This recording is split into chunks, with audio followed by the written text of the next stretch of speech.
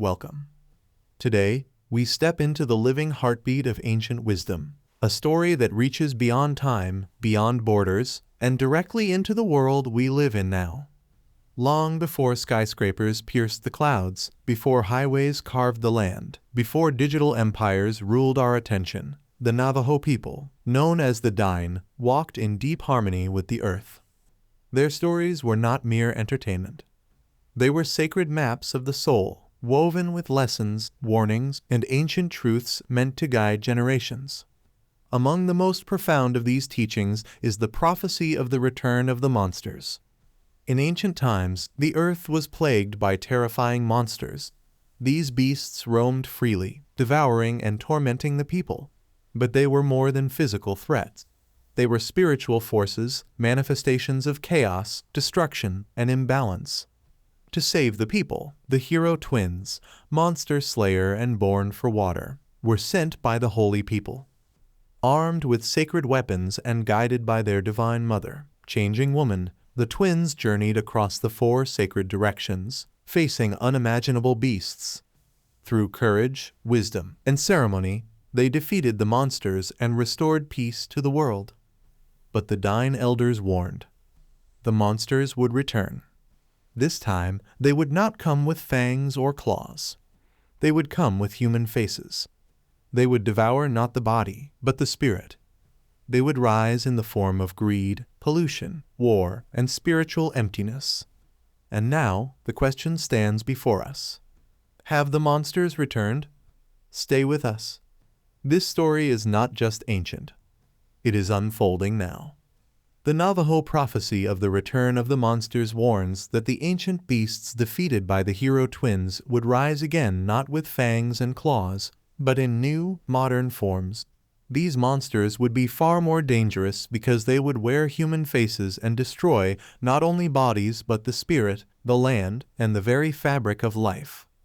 The prophecy identifies four primary, modern monsters that now threaten the sacred balance of the world. In the Navajo worldview, harmony is found in balance, taking only what is needed, sharing resources, and always honoring the gifts of the earth. But the modern monster of greed shatters this sacred order. It shows itself through relentless consumerism, corporate exploitation, and the insatiable desire for more land, more profit, more power, even at the cost of the planet. From the strip mining of sacred mountains to the privatization of water sources, greed has become a monstrous force that devours not just the earth, but the spirit. It leaves behind poisoned rivers, barren lands, and spiritual deserts where once there was life. The Blackfoot, the Cree, the Hopi, all indigenous nations echo this warning. When greed governs the heart, the earth begins to die. To the Dine, pollution is more than environmental waste. It is a violation of the sacred trust between humanity and the earth. The land, the rivers, the mountains, and the air are alive, imbued with spirit. To poison them is to desecrate life itself. On Navajo lands, uranium contamination from decades of unchecked mining has poisoned water sources and devastated entire communities. Oil spills choke rivers. Smoke clouds sacred mountains. The monster of pollution has extended its claws across the earth. The harm is not only physical, it is deeply spiritual. Pollution disrupts sacred ceremonies. It weakens the people's connection to the land. It dulls the senses and blinds the spirit to the beauty of the natural world. The Dine elders teach, when the land is sick, the people are sick. The ancient monsters devoured bodies. The modern monster of war devours nations, families, futures. For the Navajo, war is not just bombs and battles. It is the systematic perpetuation of division, hatred, and the erosion of humanity. The Dine remember the trauma of the Long Walk, when thousands of Navajo were forcibly exiled from their homeland, many dying along the way. War, in all its forms, continues to displace, dehumanize, and devastate. From global conflicts to social and political wars that divide communities, this monster feeds on fear and power. The prophecy warns, unchecked war will not only annihilate the body, it will collapse the human spirit. Perhaps the most insidious of all is the monster of spiritual emptiness. It arrives quietly. It wears no armor. It carries no visible weapon. In a world dominated by material wealth, rapid technology, and endless distraction, many have forgotten the sacred. The ancient Dine way is called walking in beauty, living with mindfulness, balance, gratitude, and a deep connection to the Creator and all living things. But spiritual emptiness has crept into modern life. It manifests as addiction, depression, violence, anxiety, and the disconnection from community and tradition. It is a silent monster, slowly eroding the soul until life itself loses its meaning. When people no longer see the earth as sacred, when they no longer remember their place in the great circle of life, the monster wins. The Dine prophecy does not leave us in despair.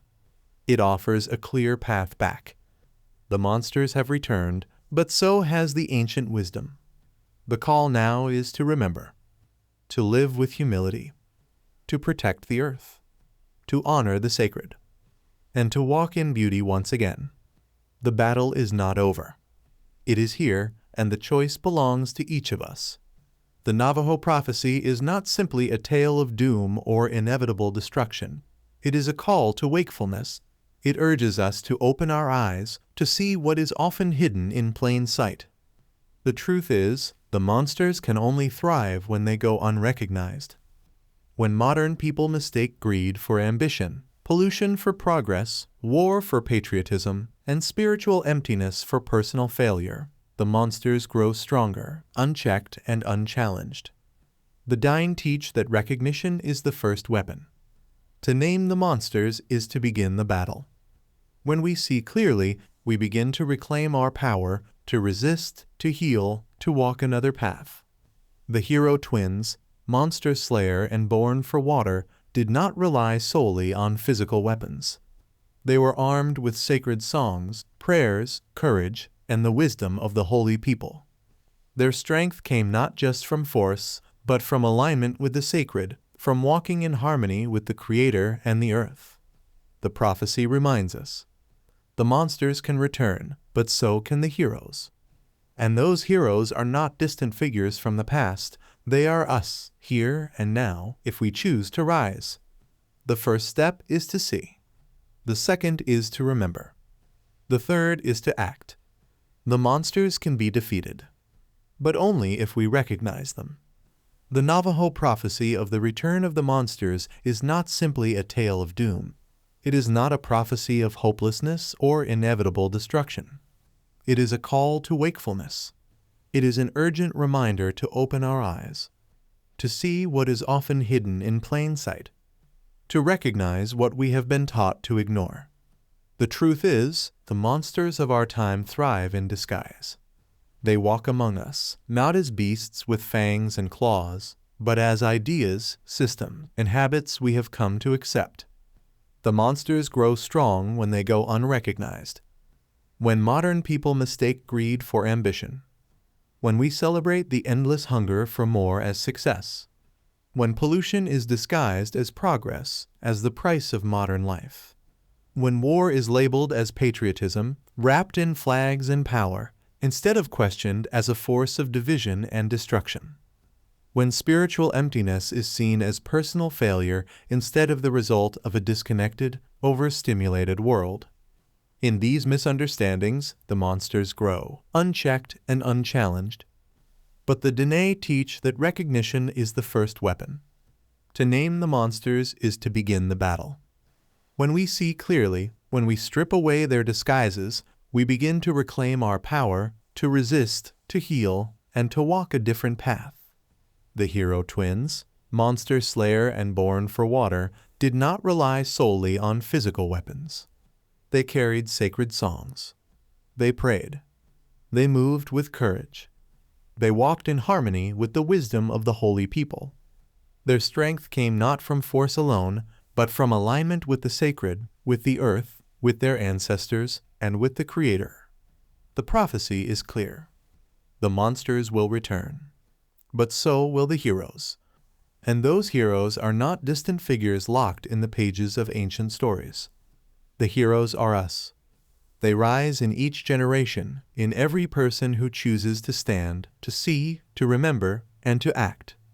The first step is to see the monsters. To recognize that greed, pollution, war, and spiritual emptiness are not inevitable. They are not progress. They are not who we must become. The second step is to remember. To reconnect with the sacred. To honor the earth, the community, and the wisdom passed down through generations. To walk in beauty, as the Dine say, with mindfulness, balance, and gratitude. The third step is to act. To resist the systems that feed the monsters. To heal the damage we have caused. To build a world where respect replaces greed, where care replaces exploitation, where connection replaces isolation. The monsters can be defeated, but only if we recognize them. Only if we choose to become the heroes. The battle is not distant. It is here. It is now. It lives in the choices we make, in what we consume, in how we treat the land, in how we see one another. The Navajo prophecy is not just a story of warning. It is a story of awakening. It is a story that calls us to rise. Will we see? Will we remember? Will we act? The monsters are here. But so are we. It is unfolding right now. The signs are everywhere. The climate crisis accelerates with rising seas, fierce storms, and parched lands. Endless wars grind on, displacing millions and consuming the futures of entire generations. Social fragmentation deepens, dividing communities, families, and hearts. And beneath it all, there is a quiet epidemic of spiritual disconnection, a loss of meaning, purpose, and sacred belonging. These are not just global problems. To the Dine, these are the monsters, returned, greed, pollution, war, and spiritual emptiness, alive and growing. But prophecy is not fate. It is not a sentence carved in stone. It is a map, a guide, a choice. The Dine teachings invite all people, not just the Navajo, to look honestly at the monsters within themselves and within their societies. To see where greed has overtaken gratitude. To notice where pollution has replaced protection. To understand where division has broken unity. And to feel where spiritual emptiness has taken root. The hero twins did not defeat the monsters by strength alone.